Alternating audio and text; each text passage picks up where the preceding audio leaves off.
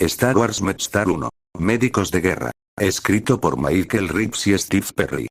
Capítulo 3. El almirante Tarneise Blade tenía atenuada la luz de espectro completo de su despacho, ya que, al ser saquillano, podía ver mejor en los infrarrojos que la mayoría de los seres, y prefería no soportar la intensa luminosidad que necesitaban muchas de las especies de la galaxia para poder ver.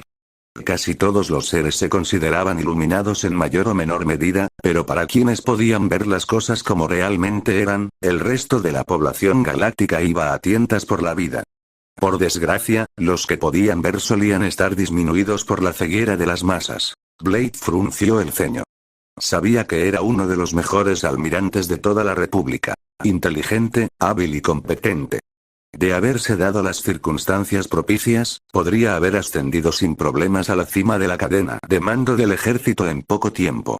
Ser, como mínimo, comandante de flota, puede que hasta sumo comandante del sector de prioridad. Pero, en lugar de eso, sus superiores habían considerado oportuno relegarlo a esa roca perdida, olvidada por el Hacedor, en medio de ninguna parte, para presidir la administración de un Medstar de segunda, una fragata médica que cubría a las unidades de Ukemer cargadas de clones parcheados y recolectaba una planta autóctona.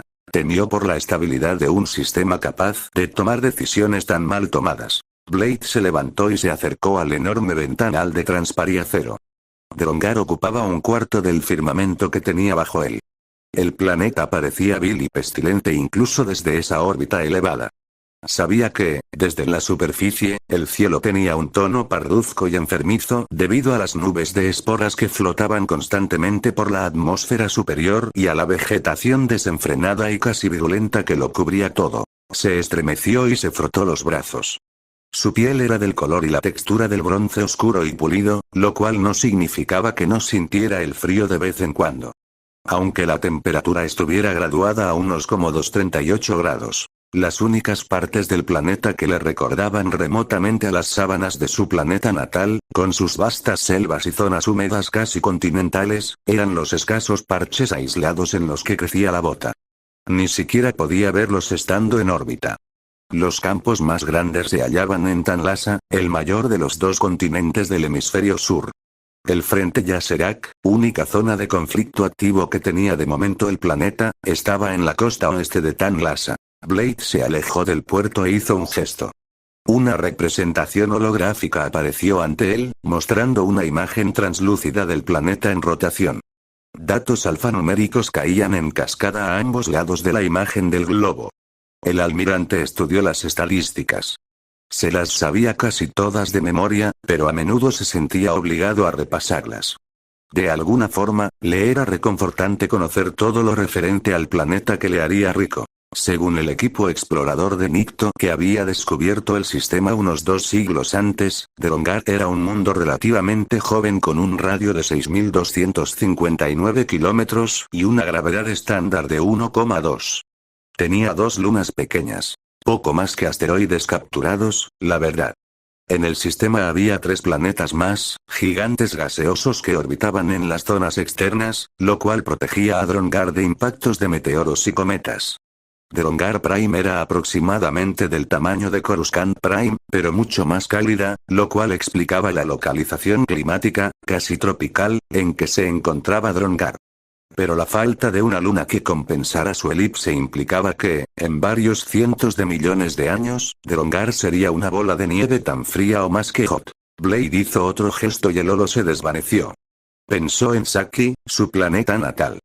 Sí, también era tropical, con grandes extensiones de selva y pantanos, pero no era como Drongar.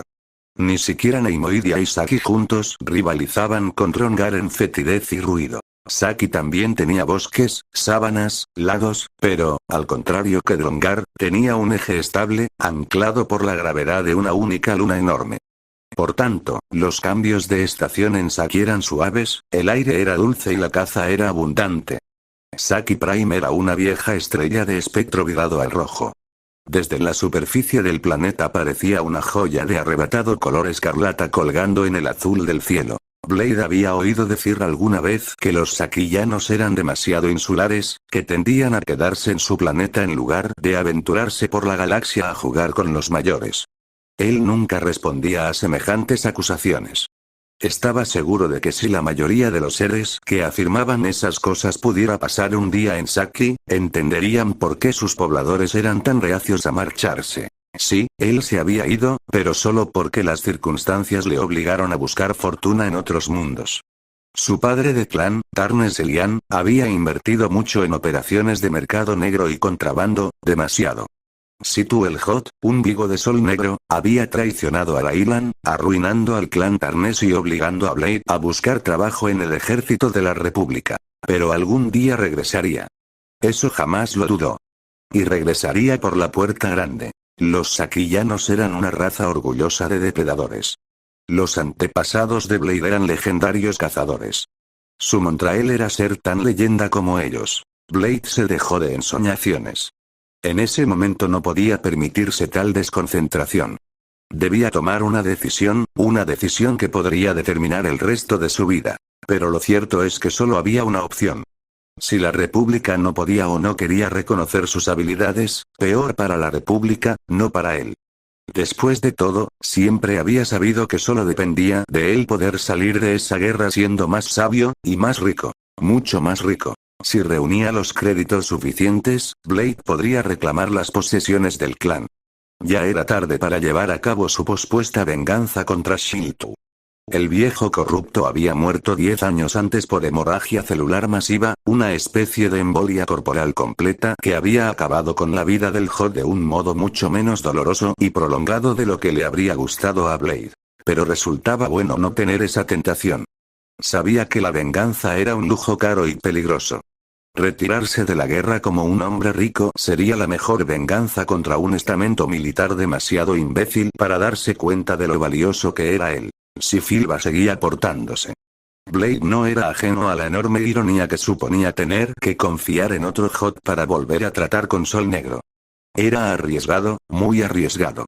Aliarse con Sol Negro era como apostar con un Wookiee. A veces conviene dejarse ganar por él, aunque sepas que está haciendo trampas. Pero había demasiado en juego para cortar. Podría convertirse en un potentado con los créditos que esperaba ganar, quizás hasta podría entrar en política. Cerró los ojos mientras se lo imaginaba. El acaudalado senador de Saki con su propia cúpula palaciega en Coruscant, influyendo en las vidas de billones de seres con sus órdenes, podría acostumbrarse fácilmente a ese tipo de vida. Sí, era arriesgado. Ir a lo grande siempre lo era. Pero él había cazado tigres de cola de cuchilla en las fosas de polvo de Yur, había luchado con la Inex que habían probado su sangre y, por tanto, conocían por anticipado sus movimientos, hasta había capturado en cierta ocasión un Nexu, una de las bestias más feroces de toda la galaxia. Era más que capaz de superar hasta a una bestia de muchas cabezas como Sol Negro. Su androide secretario apareció en la puerta. Almirante, me pidió que le recordara la hora. Blade miró con desprecio al androide, disgustado por verse apartado de sus sueños de gloria. Sí, sí. Vale, ya me lo has recordado. Sigue con tus asuntos. El androide, una unidad de protocolo estándar, se alejó rápidamente.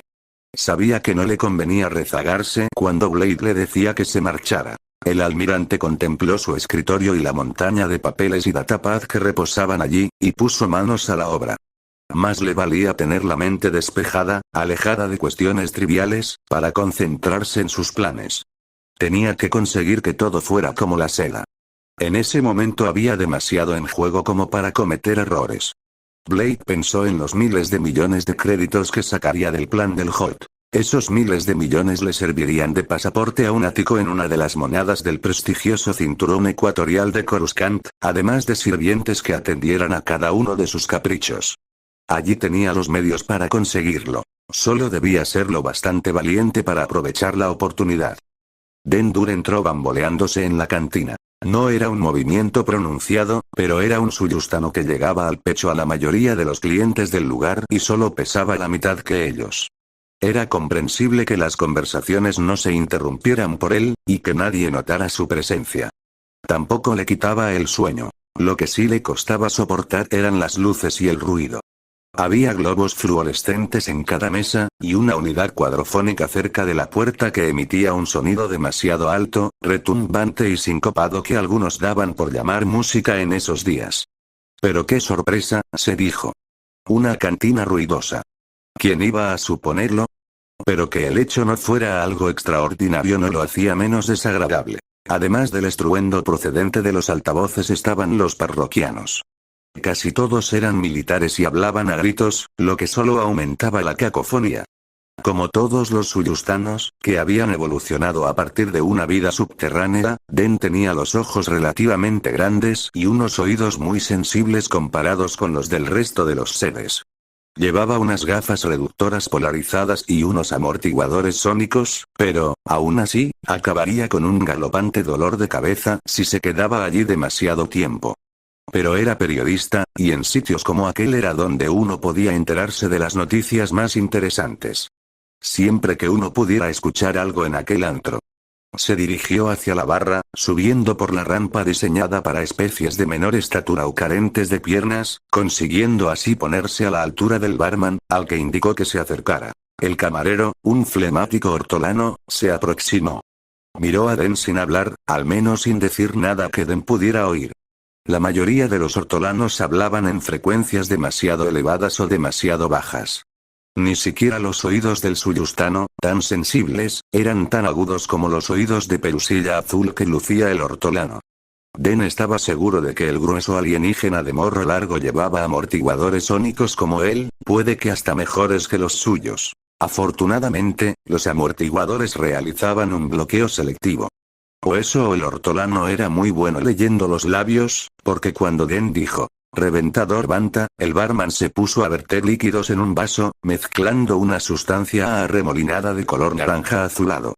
Den se dio cuenta de que era un profesional. En cuestión de momentos, el hortolano acercaba la bebida a Den.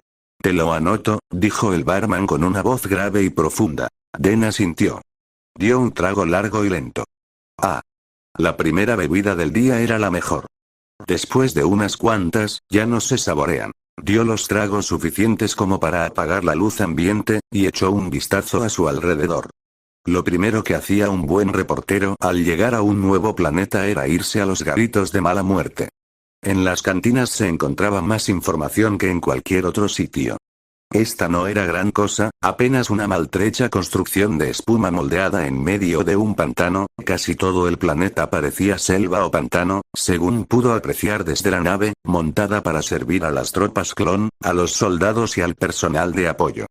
Este último compuesto en su mayoría por médicos, dado que estaba en un Kemer. Un rayo parpadeó en el exterior, dejando en sus ojos un efímero resplandor azulado. El trueno resonó casi al momento, dañándole en los oídos hasta con los amortiguadores. Si el clima allí se asemejaba al de los planetas que Den conocía, el estruendo que atravesaba el cielo significaba lluvia inminente. Observó cómo la mayoría de los ocupantes de la cantina cambiaban de sitio. Vaya. Hay goteras. Los parroquianos sin duda estaban familiarizados con los sitios por donde se filtraría el agua. Vio cómo se abrían claros entre la gente, que se movió de un lado a otro de forma casi inconsciente. Va a llover, no te quedes ahí, que te vas a empapar. Exceptuando, claro está, las especies acuáticas, en cuyo caso, los puntos húmedos eran muy disputados. Lo que uno no quiere, otro lo desea. Se oyó otro trueno, un sonido fácilmente distinguible del de la artillería, sobre todo cuando se lleva tanto tiempo como Den entrando y saliendo de las zonas de guerra. En el momentáneo y estruendoso silencio que vino después, las primeras gotas de la tormenta anunciaron su llegada en el tejado de espuma moldeada. El cielo se abrió en cuestión de segundos, y el tamborileo de la lluvia se convirtió en un repiqueteo constante. Y tal y como había supuesto, las goteadas empezaron a chorrear. El agua encharcó gran parte del suelo sin dar a nadie al caer. De vez en cuando, algún novato se veía sorprendido y tenía que soportar las risas de sus camaradas por haberse empapado. Al final de la barra, una Easy Tip mecánica se quitó el mono que llevaba y se meneó bajo una corriente constante, moviendo las antenas y chasqueando el pico al ritmo de la música. Den negó con la cabeza. Menuda vida. Arrastrarse por una cantina en otro agujero perdido, todo por servir a la necesidad de saber del público. Sintió una bofetada de calor cuando el viento húmedo se arremolinó a su alrededor, mientras el sello de la puerta se abría. Den supo quién había entrado sin tener que volverse.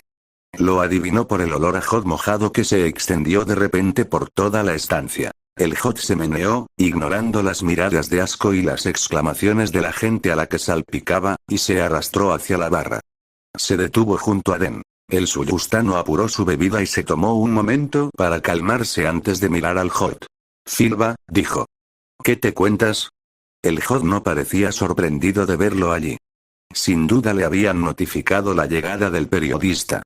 Apenas se dignó mirar a Den. Dur. Qué raro que no andes por ahí inventándote mentiras sobre gente honrada y trabajadora. Den sonrió. También me las puedo inventar en una cantina cómoda y seca. Bueno, relativamente seca. Gente honrada y trabajadora, hay que fastidiarse, pensó. Si Silva se veía alguna vez mínimamente cerca de un trabajo honrado, el enorme gastrópodo acabaría marchitándose y muriendo como sus antepasados remotos cuando los cubrían de sal. El barman se acercó. Topa Boganoga, gruñó Silva en lengua hot, alzando 2 dedos. El barman asintió y sirvió 2 tazas de algo amarillo y burbujeante que colocó frente al hot. Silva se las bebió de un trago, sin apenas respirar entre una y otra. Ya veo que no eres de los que saborean la bebida, dijo Den. Silva giró un enorme ojo bilioso en su dirección. La cerveza hot hay que beberla rápido, explicó. Si no, corroe la jarra. Den asintió con expresión sabia. El barman le rellenó el vaso, y el periodista lo alzó. Por la guerra y los impuestos, dijo, y bebió. Cocho, murmuró Silva. Den no conocía lo bastante bien la lengua ud para reconocer la palabra, pero por el tono de Silva sonaba a insulto. Por supuesto, casi todo lo que decía Silva sonaba a insulto. El suyustano se encogió de hombros. O Silva seguía teniendo un problema con él o solo se estaba desahogando. En cualquier caso, eso a Den le preocupaba más bien poco. La experiencia le decía que había muy pocos problemas en la galaxia que no pudieran curarse, o al menos verse con la perspectiva adecuada, con una buena dosis de alcohol o de sus muchos equivalentes. La lluvia se detuvo tan rápido como se había desatado. Den contempló los charcos del suelo, sabiendo que en aquel ambiente tan húmedo tardarían días en evaporarse. Y antes de que lo hicieran, ya habría vuelto a llover.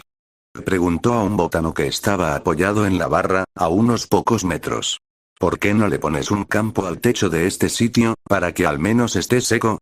El botano le miró. Mira, si puedes conseguir uno de la central o encontrar alguno por aquí que no utilice nadie, yo lo pongo encantado. Y no me sugieras que lo arregle al modo tradicional, se hace constantemente.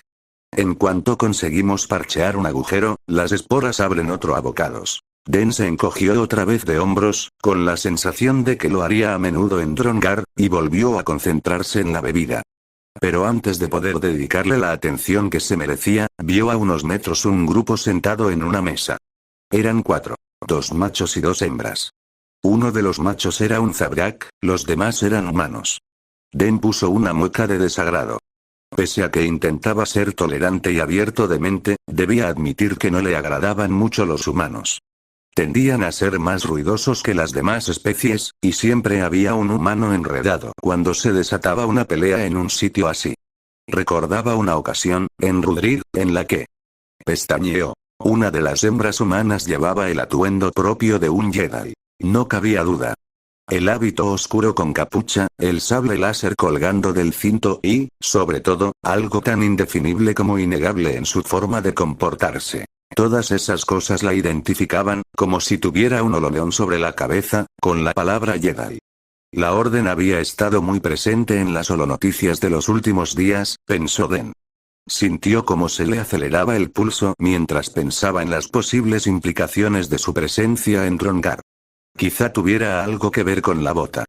O con algo más secreto, más clandestino. No podía ahogar su curiosidad de periodista. Den agarró la bebida y se acercó a la mesa. Después de todo, el público se merecía saber.